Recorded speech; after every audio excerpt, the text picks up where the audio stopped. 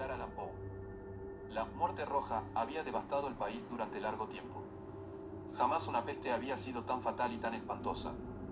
La sangre era encarnación y su sello, el rojo y el horror de la sangre. Comenzaba con agudos dolores, un vértigo repentino, y luego los poros sangraban y sobrevenía la muerte. Las manchas escarlata en el cuerpo y la cara de la víctima eran el bando de la peste, que la aislaba de toda ayuda y de toda simpatía, y la invasión, progreso y fin de la enfermedad se cumplían en media hora. Pero el príncipe próspero era feliz, intrépido y sagaz. Cuando sus dominios quedaron semidespoblados, llamó a su lado a 1000 caballeros y damas de su corte, y se retiró con ellos al seguro encierro de una de sus abadías fortificadas. Era esta de amplia y magnífica construcción y había sido creada por el excéntrico aunque majestuoso gusto del príncipe. Una sólida y altísima muralla la circundaba. Las puertas de la muralla eran de hierro. Una vez adentro, los cortesanos trajeron fraguas y pesados martillos y soldaron los cerrojos. Habían resuelto no dejar ninguna vía de ingreso o de salida a los súbitos impulsos de la desesperación o del frenesí.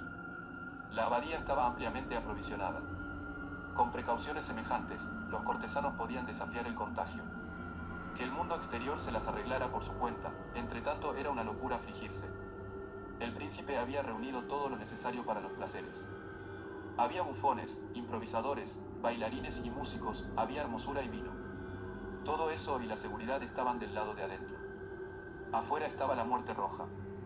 Al cumplirse el quinto o sexto mes de su reclusión, y cuando la peste hacía los más terribles estragos, el príncipe próspero ofreció a sus 1000 amigos un baile de máscaras de la más insólita magnificencia. Aquella mascarada era un cuadro voluptuoso, pero permitan que antes les describa los salones donde se celebraba. Eran 7, una serie imperial de estancias. En la mayoría de los palacios, la sucesión de salones forma una larga galería en línea recta, pues las dobles puertas se abren hasta adosarse a las paredes, permitiendo que la vista alcance la totalidad de la galería. Pero aquí se trataba de algo muy distinto, como cabía esperar del amor del príncipe por lo extraño. Las estancias se hallaban dispuestas con tal irregularidad que la visión no podía abarcar más de una a la vez. Cada 20 o 30 metros había un brusco recodo, y en cada uno nacía un nuevo efecto. A derecha e izquierda, en mitad de la pared, una alta y estrecha ventana gótica daba a un corredor cerrado que seguía el contorno de la serie de salones. Las ventanas tenían vitrales cuya coloración variaba con el tono dominante de la decoración del aposento. Si, por ejemplo, la cámara de la extremidad oriental tenía tapicerías azules, vívidamente azules eran sus ventanas. La segunda estancia ostentaba tapicerías y ornamentos purpúreos, y aquí los vitrales eran púrpura. La tercera era enteramente verde, y lo mismo los cristales. La cuarta había sido decorada e iluminada con tono naranja, la quinta, con blanco, la sexta, con violeta. El séptimo aposento aparecía completamente cubierto de colgaduras de terciopelo negro, que abarcaban el techo y las paredes, cayendo en pliegues sobre una alfombra del mismo material y tonalidad. Pero en esta cámara el color de las ventanas no correspondía a la decoración. Los cristales eran escarlata, tenían un color de sangre. A pesar de la profusión de ornamentos de oro que aparecían aquí y allá o colgaban de los techos, en aquellas 7 estancias no había lámparas ni candelabros. Las cámaras no estaban iluminadas con bujías o arañas. Pero en los corredores paralelos a la galería, y opuestos a cada ventana, se alzaban pesados trípodes que sostenían un ígneo brasero cuyos rayos se proyectaban a través de los cristales teñidos e iluminaban brillantemente cada estancia. Producían en esa forma multitud de resplandores tan vivos como fantásticos. Pero en la cámara del poniente, la cámara negra, el fuego que a través de los cristales de color de sangre se derramaba sobre las sombrías colgaduras, producía un efecto terriblemente siniestro, y daba una coloración tan extraña a los rostros de quienes penetraban en ella, que pocos eran lo bastante audaces para poner allí los pies. En este aposento, contra la pared del poniente, se apoyaba un gigantesco reloj de ébano. Su péndulo se balanceaba con un resonar sordo, pesado, monótono, y cuando el minutero había completado su circuito y la hora iba a sonar, de las entrañas de bronce del mecanismo nacía un tañido claro y resonante, lleno de música, mas su tono y su énfasis eran tales que, a cada hora, los músicos de la orquesta se veían obligados a interrumpir momentáneamente su ejecución para escuchar el sonido, y las parejas danzantes cesaban por fuerza sus evoluciones, durante un momento, en aquella alegre sociedad reinaba el desconcierto, y, mientras aún resonaban los tañidos del reloj, era posible observar que los más atolondrados palidecían y los de más edad y reflexión se pasaban la mano por la frente, como si se entregaran a una confusa meditación o a un ensueño. Pero apenas los ecos cesaban del todo, livianas risas nacían en la asamblea, los músicos se miraban entre sí, como sonriendo de su insensata nerviosidad, mientras se prometían en voz baja que el siguiente tañido del reloj no provocaría en ellos una emoción semejante. Mas, al cabo de 63.600 segundos del tiempo que huye, el reloj daba otra vez la hora, y otra vez nacían el desconcierto, el temblor y la meditación. Pese a ello, la fiesta era alegre y magnífica. El príncipe tenía gustos singulares. Sus ojos se mostraban especialmente sensibles a los colores y sus efectos. Desdeñaba los caprichos de la mera moda. Sus planes eran audaces y ardientes, sus concepciones brillaban con bárbaro esplendor. Algunos podrían haber creído que estaba loco. Sus cortesanos sentían que no era así. Era necesario oírlo, verlo y tocarlo para tener la seguridad de que no lo estaba. El príncipe se había ocupado personalmente de gran parte de la decoración de las 7 salas destinadas a la gran fiesta. Su gusto había guiado la elección de los disfraces. Grotescos eran estos, a no dudarlo. Reinaba en ellos el brillo, el esplendor, lo picante y lo fantasmagórico. Veíanse figuras de arabesco, con siluetas y atuendos incongruentes. Veíanse fantasías delirantes, como las que aman los locos. En verdad, en aquellas 7 cámaras se movía, de un lado a otro, una multitud de sueños. Y aquellos sueños se contorsionaban en todas partes, cambiando de color al pasar por los aposentos, y haciendo que la extraña música de la orquesta pareciera el eco de sus pasos. Más otra vez tañe el reloj que se alza en el aposento de terciopelo. Por un momento todo queda inmóvil, todo es silencio, salvo la voz del reloj. Los sueños están helados, rígidos en sus posturas. Pero los ecos del tañido se pierden, apenas han durado un instante, y una risa ligera, a media sofocada, flota tras ellos en su fuga. Otra vez crece la música, viven los sueños, contorsionándose al pasar por las ventanas, por las cuales irrumpen los rayos de los trípodes.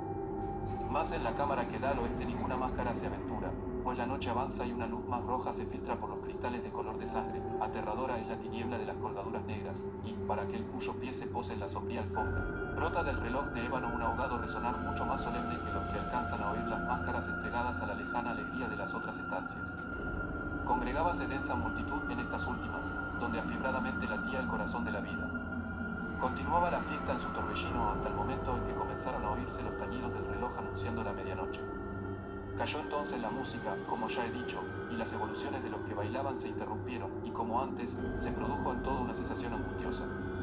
Mas esta vez el reloj debía tañer 12 campanadas, y quizá por eso ocurrió que los pensamientos invadieron en mayor número las meditaciones de aquellos que reflexionaban entre la multitud entregada a la fiesta. Y quizá también por eso ocurrió que, antes de que los últimos ecos del carrillón se hubieran hundido en el silencio, muchos de los concurrentes tuvieron tiempo para advertir la presencia de una figura enmascarada que hasta entonces no había llamado la atención de nadie. Y, habiendo corrido en un susurro la noticia de aquella nueva presencia, alzóse al final un rumor que expresaba desaprobación, sorpresa y, finalmente, espanto, horror y repugnancia. En una asamblea de fantasmas como la que acabo de describir es de imaginar que una aparición ordinaria no hubiera provocado semejante conmoción. El desenfreno de aquella mascarada no tenía límites, pero la figura en cuestión lo ultrapasaba e iba incluso más allá de lo que el liberal criterio del príncipe toleraba.